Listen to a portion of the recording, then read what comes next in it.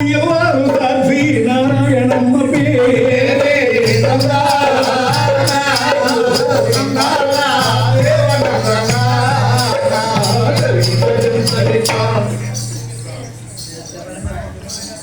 పవిత్రమైనటువంటి మన భారతదేశంలో ఆంధ్రజాతి అంటే పౌరుషానికి పెట్టింది పేరు. అటువంటి మన ఆంధ్రదేశంలో ఈనాడు పరిపాలన తాలూకా అనే గ్రామంలో ఉత్తమ క్షత్రియ కులానికి చెందినటువంటి వెంకటరామరాజు గారు, ఆయన భార్య సూర్యనారాయణమ్మ, మరి ఇరువురు దంపతులు కూడా ఎంతో అన్యోన్యంగా ఆదర్శంగా చక్కగా కలిసిమెలిసి కాపురం సాగిస్తున్నారు. అలా ఉండాలండి. భార్య అంటే భర్తకి, భర్తనాలు భార్య అంటూ భార్య మాట.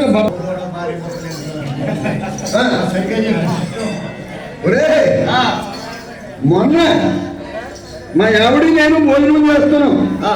భోజనం చేస్తుంటే టీవీలో వస్తుంది ఏమిటి, భర్త కన్నా ఎత్తైన ప్రదేశంలో భార్య కూర్చోకూడదు. టీవీలో వస్తుందా? వస్తుంది. ఎవరో చెప్తున్నారేమో. చెప్తున్నారు పురాణ పండితులు. మేము విన్నాం. ఏనాడైనా నేను కింద కూర్చుంటాను, పైన కూర్చున్నా తప్ప ఎప్పుడైనా కింద కూర్చున్నా వెళ్ళడానికి చూడు పురాణ పండితులు ఎలా చెప్తున్నారో భర్త కన్నా ఎత్తైన ప్రదేశంలో భార్య కూర్చోకూడదని. మరి నేను ఇప్పుడు కూర్చున్నా నువ్వు ఎక్కడ కూర్చుంటావే అన్నా. అడిగాను మీరు కుర్చీలో కూర్చుంటే, మీరు పేట మీద శాపం మీద కూర్చుంటే నువ్వు ఎక్కడ కూర్చుంటావే అలా కాదురా.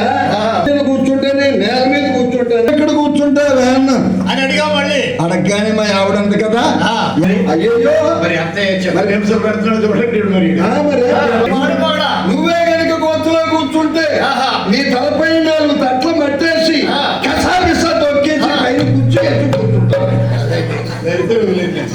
బాగా చెప్పిందండి. అందుకే అంటారు నాకు పెద్దలు, ఏదైనా సరే తెగి వరకు లాగకూడదని. మరి పాపం ఆవిడ కుర్చీలో అంటే పేట వేసుకుంటాను. అవును, మా ఆవిడ నేనంటే ఎంత ప్రేమరా, అంత ప్రేమ. అయ్యయ్యో ఎంత ప్రేమ.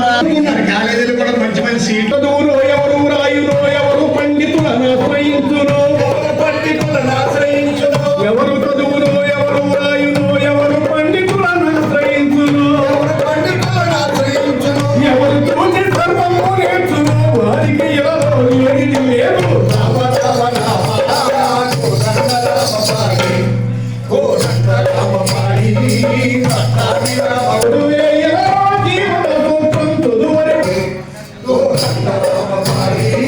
వివేకం తెలుస్తుంది, ఆనందమే కాకుండా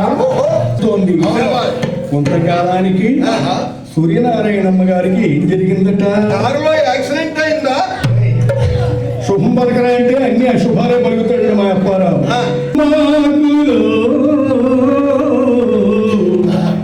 దేవుళ్ళ మహిమలేమో